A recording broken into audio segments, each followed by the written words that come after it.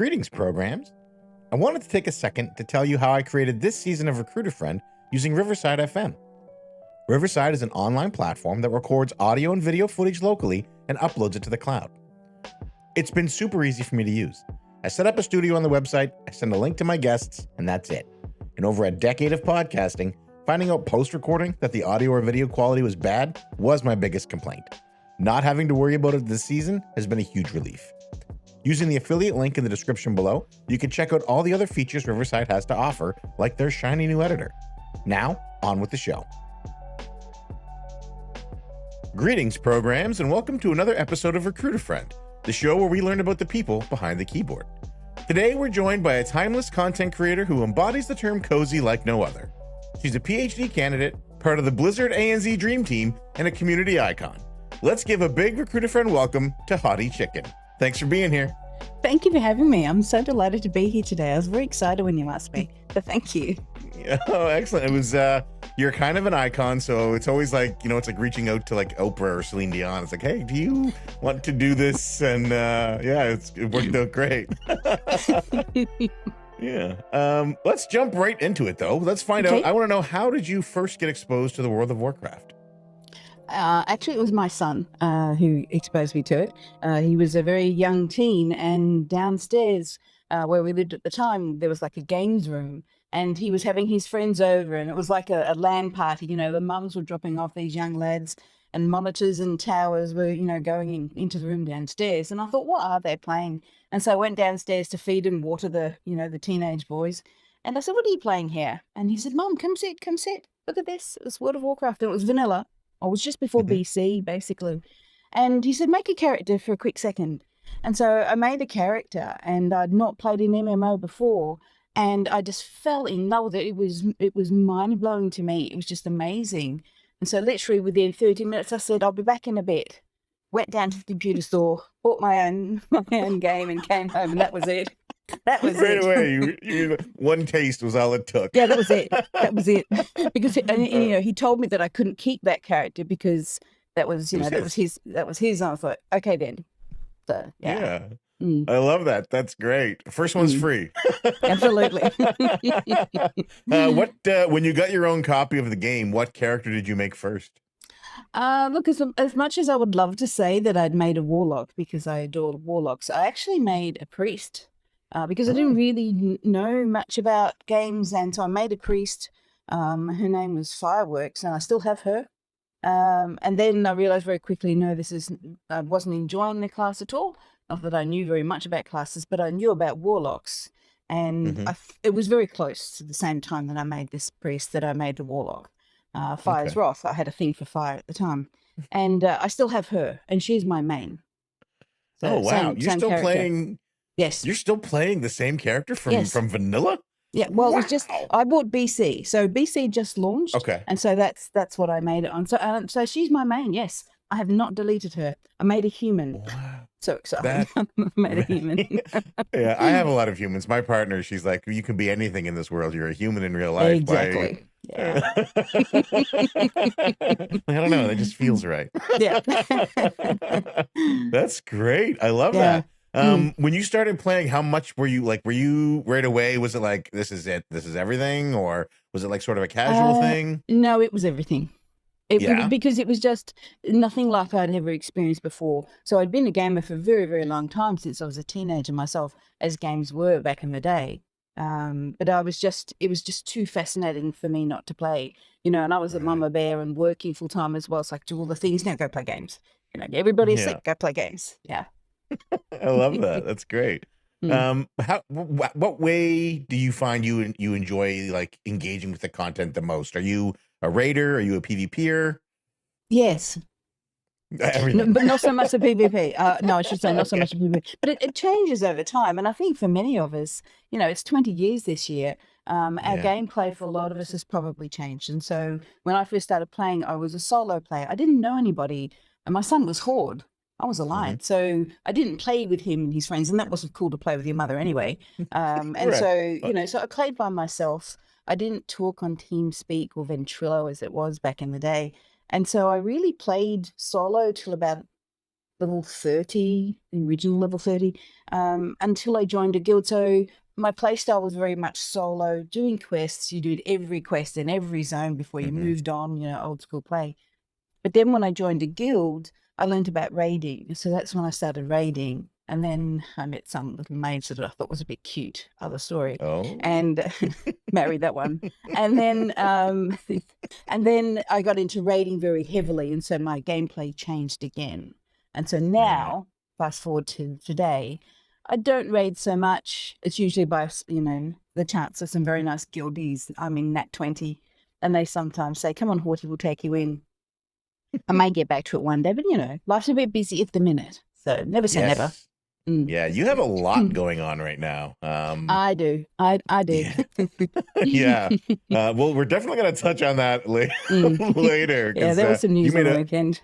Yeah, you made a huge announcement. I was like, oh my goodness. Yeah, I know. Yeah, shook the community to the core, but I think everybody was ultimately extremely happy for you. Yeah. So you raided, you were playing by yourself, you found a guild, you raided. Yes. Yes. But you mentioned, you alluded to it, you didn't continue playing by yourself. You met a mage. Yes. I was in Terracar Forest. I was doing a quest. I remember the quest. I had to kill a number of wolves, and there's some orcs in the region. It's just outside of the city in Chatra. And this dear little mage called Sheepdick came up and said, "Do you need a hand?" And I wasn't even used to talking to people in game. And I said, sure, that'd be great. And so we grouped up together and we played all afternoon. And then the next day, they came back on. I didn't know who they were. I didn't know their gender. It didn't matter. They were just a kind player, it was just lovely. And then I invited them into the guild because I was in a guild at that point. And then we got into Ventrilo, and I found out that this little female mage was a big burly Canadian, very lovely man, and we became friends. And honestly, he often says this when he heard me for the first time in voice chat. He thought I was some 20-something college student, very nice person. He was helping along. He didn't know that my age was actually much older. And we became friends, and a few years later, we got married in California. Oh, I love that. Are you guys close in age? I'm a tiny bit older than him. Okay, all right. That's okay. That's all right. Like a year or something, but he'll tell you that I'm older than him. It's a year. Yeah, we definitely exaggerate. We always exaggerate those things. Indeed. Yeah, calls me sugar mama, as if. I love that. Very fitting. When you started playing, did you expect? I'm guessing you didn't, but did you ever think I'm going to find the person I'm going to spend the rest of my life with in this game? No. My life was very different then. So it was all about timing, right place, and meeting a person who, and I have met some wonderful friends, as well as, meeting partners. You can meet some friends that, I still remember my guild leader. I wonder where he is to this day. I remember he was a teacher in America, but just a kind man. You meet people, they sort of waft in, they waft out, they don't play anymore. Sometimes they do, sometimes they come back. You do meet some quite amazing people that leave an imprint on you, whether you marry them or you become besties. Yeah. I think that really is, for me, that the adventure, the story, the lore, all of that I enjoy. But for me, the best part of the game is the memories that we make and the friendships that we make. Yeah. Is there anything that stands out for you? Like, what are some of your favorite memories in game? I've got some embarrassing ones. I remember one of my first guild leaders. He was a lovely young man, and I didn't know anything about the game. I was very gullible. I believed everything anyone told me. And he used to say to me, if I wanted to catch the boat in Stormwind, I had to yell, not to go, to wait. But if you yelled wait, the boat would stay. So back in the day, if you ever remember a warlock yelling wait all the time, it was me, because I had no idea. And another period, same guild leader. Look, he was a nice man, young man. He brought me to oh God, goodness me, all the mushrooms are I've forgotten the name of the zone now. Zangarmarsh. Thank you, Zangarmarsh. And for whatever reason, I didn't have I wasn't very PC literate at the time. I didn't have my settings right, and he got me. I got a warlock portal from someone else in the guild to have a look at the zone, because I wasn't there yet. I wasn't up to that zone. I was still small level. Oh, sorry, and And I was standing there and he said, isn't this incredible? And I said, what is? And he said, all of the mushrooms. And I couldn't see them. So my PC settings were such that I had no sort of depth of field or anything. I had no idea. And he said, like, everybody stop. And so through the Discord at the time, he's helping me reset. And all of a sudden I saw all of this amazing game that I hadn't really seen before. I could literally see in front of my nose. I'd been playing like that all of this time. Really? Anyway, I had no idea. It's like a whole new world. I know. The things you learn. Yeah. I love it. That's great. If Blizzard, if you're listening, and I like to think that you are, when it's time to put a character of Haughty Chicken in the game, I think we just put a warlock on the docks and Stormwind yelling, just wait. Put a warlock yelling, wait. That'd be pretty much it. Yeah, I think that's the way to go. Sorry. Yeah. I don't tell that story very often. It's embarrassing. That's a great story. We all have embarrassing stories. I can't think of any quite that embarrassing, but we all have embarrassing stories. Thanks. No problem. That's great. So you're playing the game. You're an adult. Your son is growing up. You've met a partner. Mm-hmm. Somewhere along the line, you decide, you know what? I want to share my journey with the world. And that's a big step. It is for a lot of reasons. First of all, because that's not my personality. I'm not an extroverted person at all. And so we're talking many years. Oh, no, I'm very introverted, incredibly introverted. A lot of people don't realize that. Like almost stay at home most of the time, kind of introverted.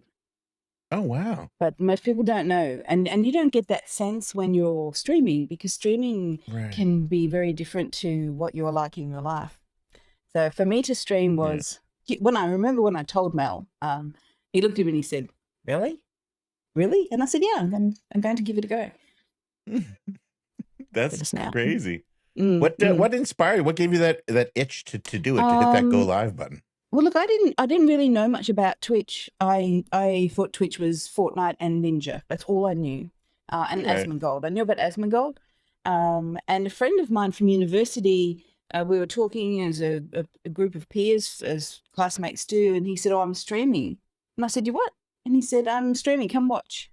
So I went and watched. I made an account and I went to watch him play, I think it was The Witcher. He's a fellow with a family, and so I'm just giving you an age demographic. And it was great to watch him, and I was chatting away, and I remember him saying, you should do this. And I said, hell, war freeze over, not happening. But at the same time, because we were in lockdown, and in Melbourne, our lockdown was the longest in the world. Month after month after month after month, we were not allowed to leave our homes. I couldn't even go shopping with hubby. You couldn't leave together. You had to go only 1 hour. It was quite extreme. Anyway, so putting that into perspective, I was home even more, even if I didn't want to be. And so I watched Twitch, and I couldn't find anybody like me playing Warcraft. There were a lot of stereotypical sort of streamers in the space. I saw a lot of toxicity in the space. A lot of people look like this. But not a lot of people looking like this, Right. And I thought, where because I wasn't comfortable in many of them, I'd log in and be like, let's go boys. And I'd think, everybody else, who else is here, So that's when I thought, right, I'll give it a go. And so I told Mel, he was shocked. And I remember setting everything up. I had no idea about anything technical.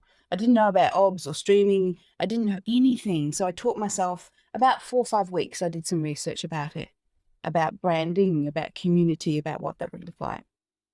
And then I set myself up with a name, which I thought will either work or won't, which was Haughty Chicken. And then I went live one evening at, I think it was 10 o'clock at night, which is why a lot of my community are either North American or in the UK or the EU, because I would stream while Mel was sleeping, because he worked from home during the day because of the lockdown. And within an hour, I had someone come in, and then a second person came in, and that lovely person was in my final stream on the weekend. They're still with me, lovely man. And so it didn't sort of stop. And I think it was 12 weeks after I started, I got partnership on Twitch. It's very quick. 12 weeks? Yeah. Yeah, you identified a gap in the demographics, and you were like, hey, nobody looks like this, and there are people that look like this that watch Twitch. And people look like this that play video games. So, that so is a great, what a rocket ship to the moon of success that Indeed, and it wasn't planned. I thought, oh, this might last more than a week. I didn't think I'd Yeah. last more than a stream, you know. I didn't even know what to stream. I didn't know how Yeah. to stream or what to do. So I just chatted away, chatted to myself, thinking, well, if nobody comes, I'll talk to myself. But somebody did come, and I've not had stream with no one there since. That's crazy. Mm. I think your warmth comes through the camera, and I think that helps to draw people in. Where did the name Haughty Chicken come from? How did you settle on that? Look, I was trying to think of something that, because I wanted to have a separate identity from streaming to my personal life and my professional life. And I remember looking at something, and there was an avatar of a chicken. It was a drawing that a lovely artist had done, and it had a monocle on, and it just struck me as a very, and I don't think it was called haughty or anything like that, but it looked like a haughty type of rooster or something similar. And the name popped into my head, Haughty Chicken. What a haughty chicken. And I thought, and I'm anything but haughty. I'm the complete opposite of a haughty type of person, you know. And I thought, Yeah. okay, that works. That is both silly and odd at the same time. So I just went with it, and I tried to find an image similar, you know, with a chicken with a bow, which is why I don't have my bow on today, but I've worn a bow every time I stream. And that just stuck. And I thought, well, people will either like that or they'll just think it's really silly. Yeah. I mean, people call me HC now most of the time because Haughty Chicken is a mouthful, but that's where it came from. It was just from an image that I saw. I just wanted something that was so silly, but also not necessarily related to WoW. I didn't want to have a WoW specific name just in case I veered off the path into other things. Yeah, foresight. You had the foresight to look at branding and not name yourself. I did research. Well, that's my real job. It's my day job too. So I'm good for research. Yeah. I do want to talk about that. So you're quite a remarkable woman. You are also a candidate for a PhD. Yes. What can I ask? What your doctorate is in? Is that if that terminology is wrong? I'm really sorry. No, that is correct. Look, I went back to university in my 50s, and I did sociology and psychology to begin with, and then I went into the field of social work. But during my bachelor's degree, I discovered research, and so I did honors research in social work. And then 2 weeks after I graduated, I did my master's degree. So I did a master's degree in sexuality and gender, because I was quite interested in that as a social worker and as a counsellor as well. And I hadn't quite finished. I very much like academia. And so I've gone back to begin my PhDs 4 years in Australia, and I'm coming into my second year now. And I teach at university too. So I'm sort of juggling all of those things. My PhD is in a fairly heavy topic, so I don't discuss it at length online. It's in the field of domestic violence, but it's important research, yeah. So I teach and I do my PhD and I create game content, and the two do not mix. It's I don't mix the two. It's very hard to keep them separate, but they don't mix. Do you how do you schedule all that? Is your day just like booked from wake up to bedtime? I have whiteboards and post-it notes and diaries, and I'm old school, so I have journals as well. And often people say, "Oh, check your," hubby will send me a reminder on my email calendar online. I'm like, no, let me write it in my diary. It's a juggle, and a struggle sometimes, and at the same time, I take my hat off to people who do content creation full time. There's been a conversation recently in social media about, it's not a real job. I'll challenge that. It is so difficult. Having to do both is very hard, but having to do content creation as a full-time living is so difficult and so demanding. I will challenge anyone who says that it's not. It's very, very difficult. Sometimes I go into the office on campus and I think, I can take a breather here because it's really hard in content creation. Right. Yeah. Have you? That's.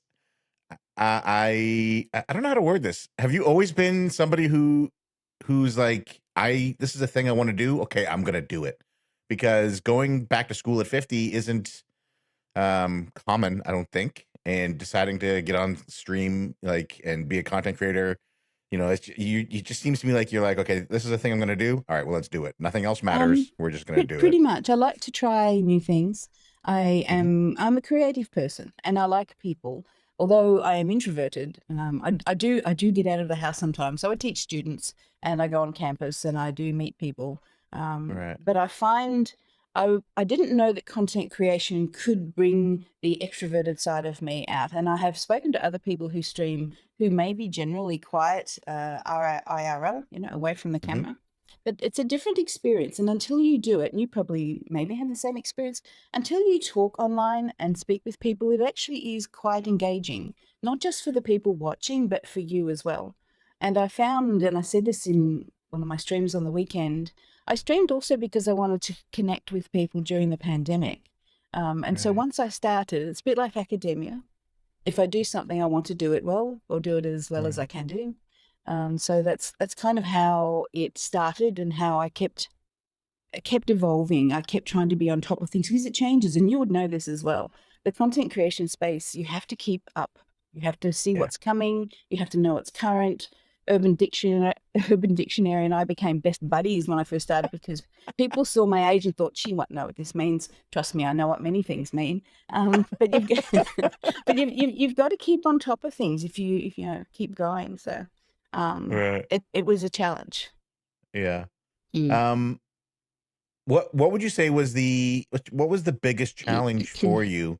That was probably it right there. This question might be wasted. But what was the biggest challenge for you as a content creator? Like when you looked at it, what was your biggest hurdle, do you think? I think my own self-confidence that I had a space, that I had Okay. a place there. I certainly now, Right. 4 years, because it'll be 4 years this April. I now know that I very much have a space there and a reason for being in Hmm. the space. But early on, I thought, should I really be here? Do people really want to see an older gamer? Is this going to be worthwhile? I never did it for the money.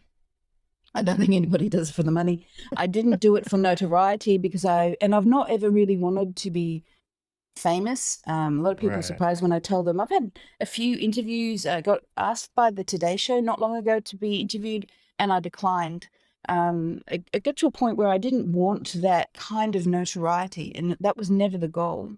It Right. really was just to. I used to make a joke early days that when I streamed, it was just a couple of people having a cup of tea and a biscuit, because that's how it felt comfortable for me.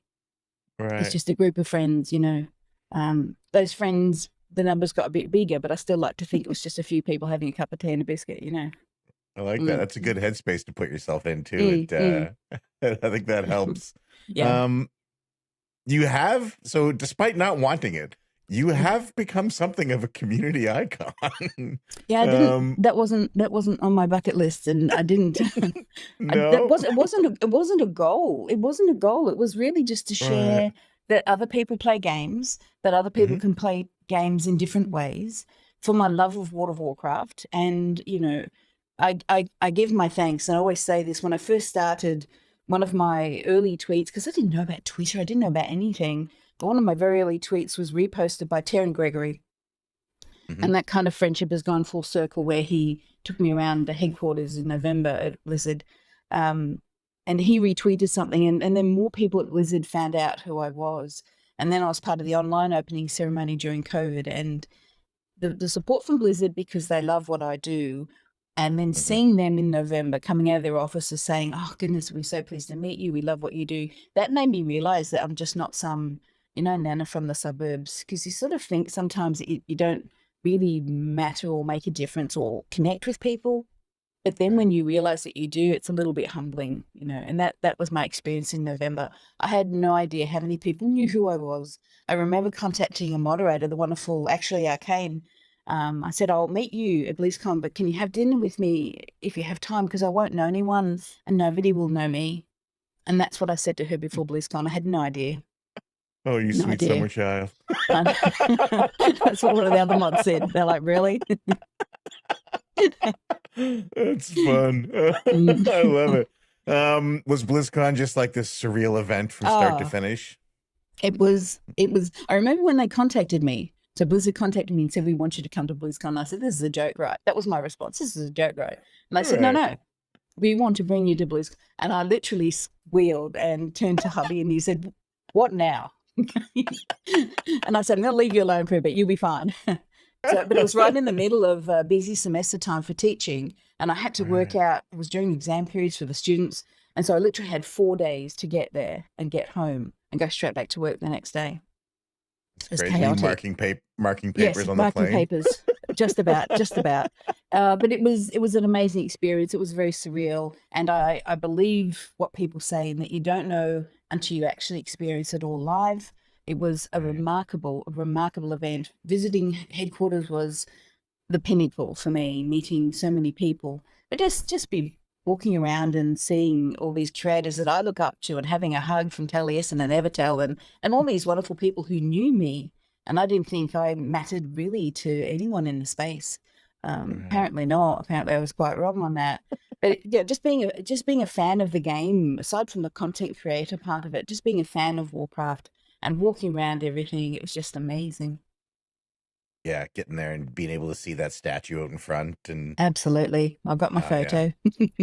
It's so good, so good. I we had tickets for this year, but unfortunately some stuff happened. We had to cancel. Mm, Hopefully 2024 BlizzCon we'll see you there, and I will go hopefully. for a meal with you ahead of time in case you're worried about nobody Okay, knowing in who case you nobody are. knows who I am.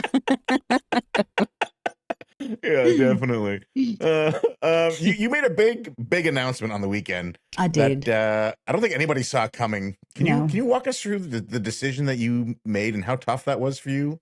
Um, Yeah, it was really tough. So I made my retirement announcement on the weekend from live content creation. Um, and since I've made it, I've said, for now, for the foreseeable mhm, future. And last year, not many, well, some people realize. So last year, I didn't stream very much live either. At the end of the year, you get the Twitch, how much you streamed and all that kind of thing. You get reports at the end of the year. I streamed 14 times in 2023.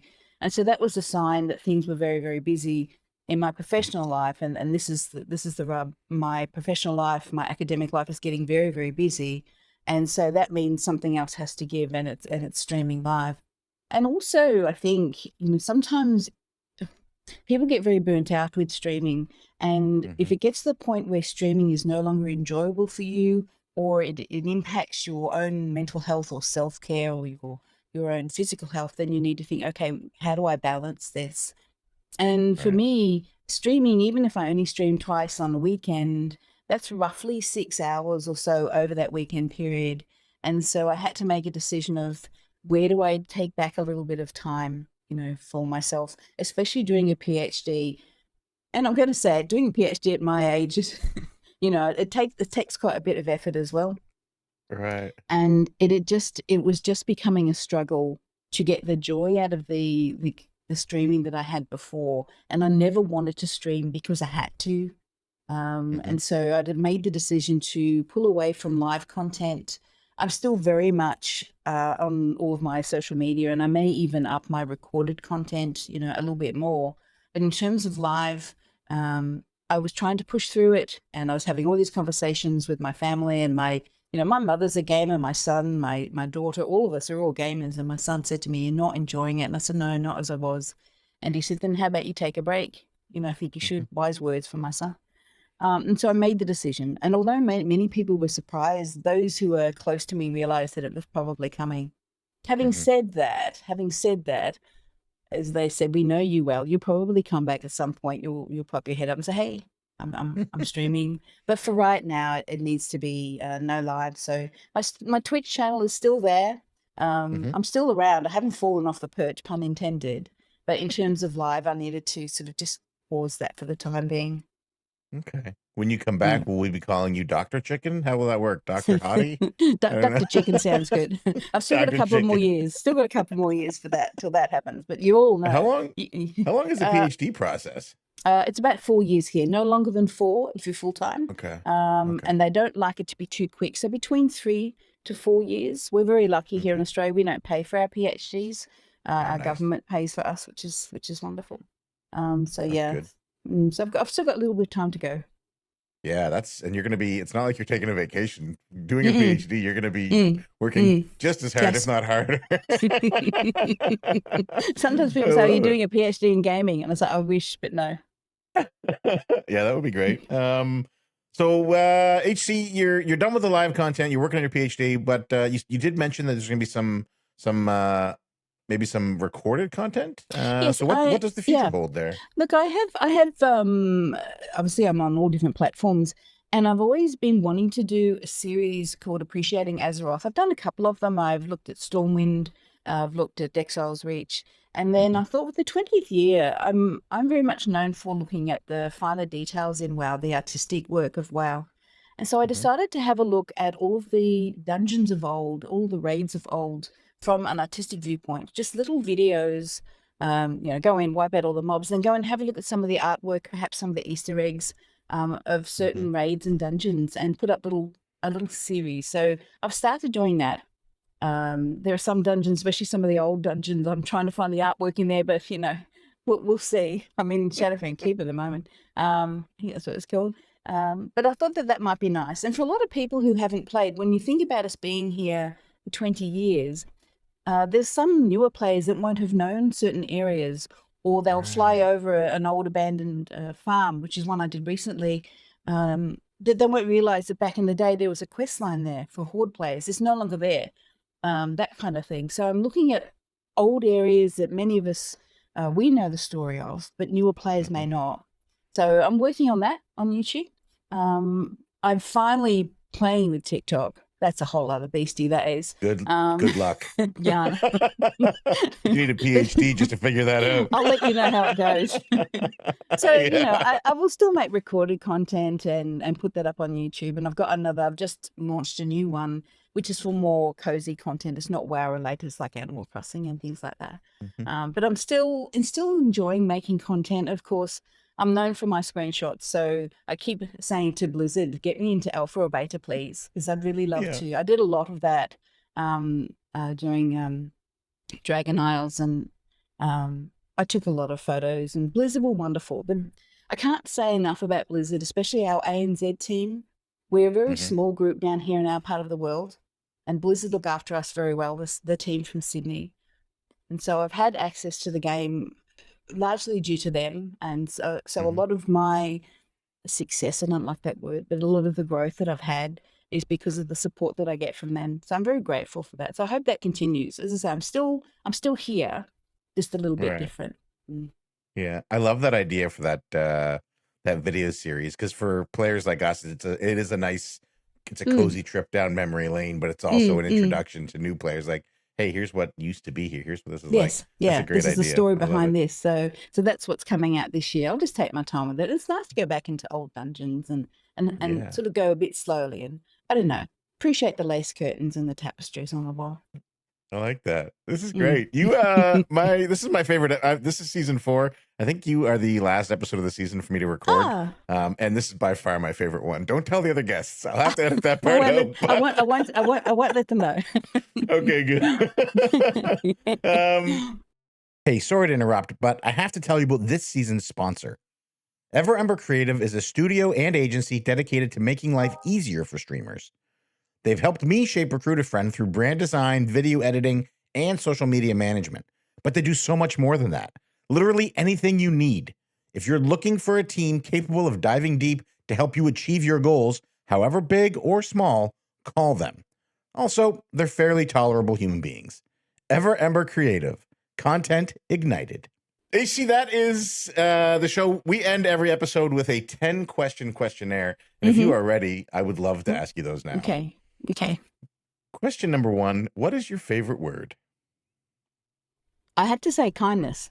I realize how much I say kindness, or be kind, or that is so kind of you, or I think kindness, and it sounds a bit cliche, but when I thought about what do I say the most, and it is actually kind.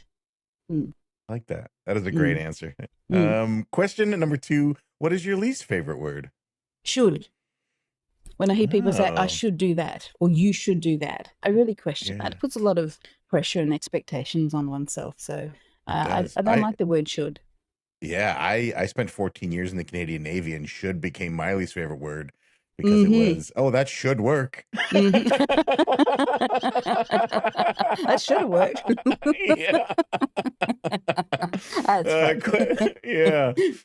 Question number 3. What sound or noise do you love? Rain.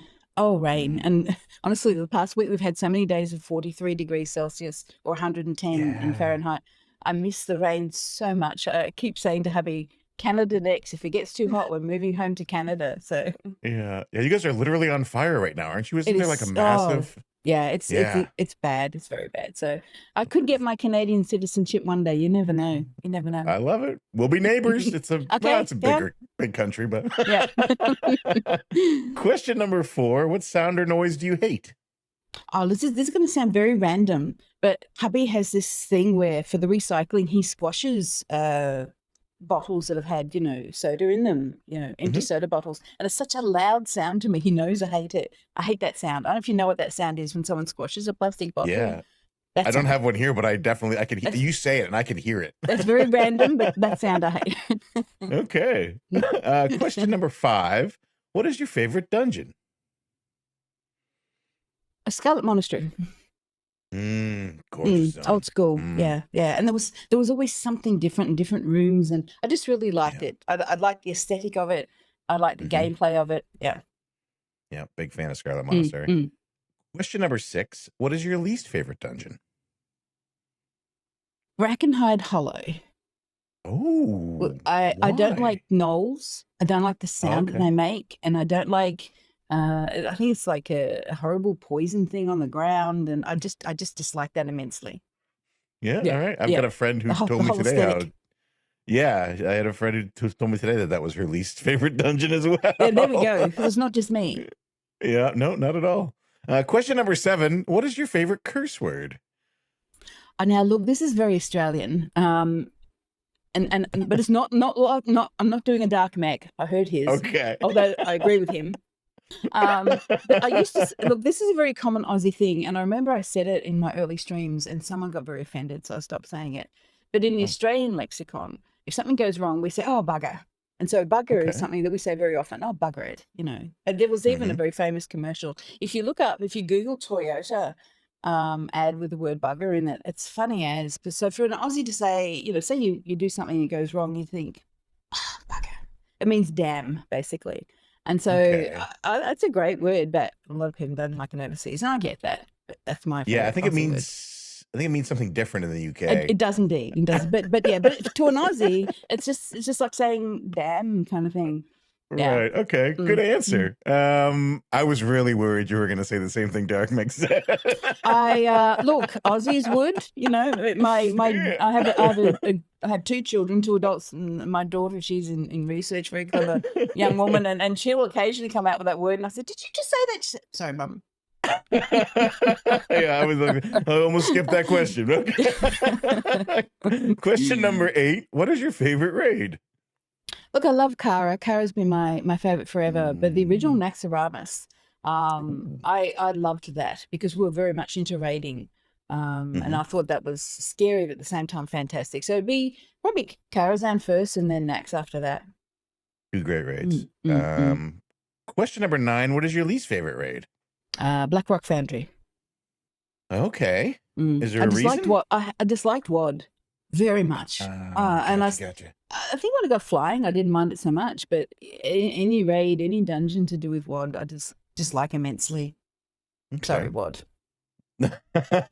WOD forgives you. Yeah. Question number 10: if Azeroth was real, where would you call home? The original Legrand.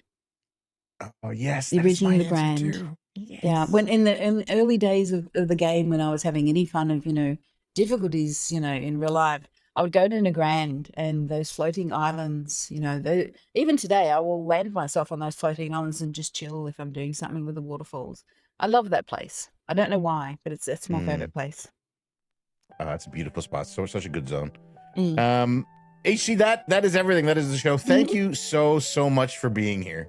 It is my pleasure, absolutely my pleasure to be here. I like that you thought of me. It was very kind of It was very kind of you. I don't get to talk to a lot of people so much these days. So when I got your offer to have a chat, I was delighted, absolutely delighted. Oh, you just made my night. Why don't you let our listeners know where they can find you? I'm blushing. You can look me up everywhere. I'm pretty much the only Haughty Chicken everywhere. Although I hate to say it, on Instagram I'm Haughty Chicken Gaming. Somebody took Haughty Chicken, so I had to add a pretentious gaming on the end of it. But I'm pretty much everywhere on Haughty Chicken, and I won't be gone from everywhere, just a little bit live. So everywhere else, Perfect. please support me over there. It'd be great. Definitely give her a follow. And friends, if you're looking, you can follow us on Twitter. We are at RAF_podcast. You can subscribe wherever you listen to podcasts. And if you're inclined to drop us a review, they do help the show get discovered. Remember, in a world where you can be anything, be kind. And we'll see you next week.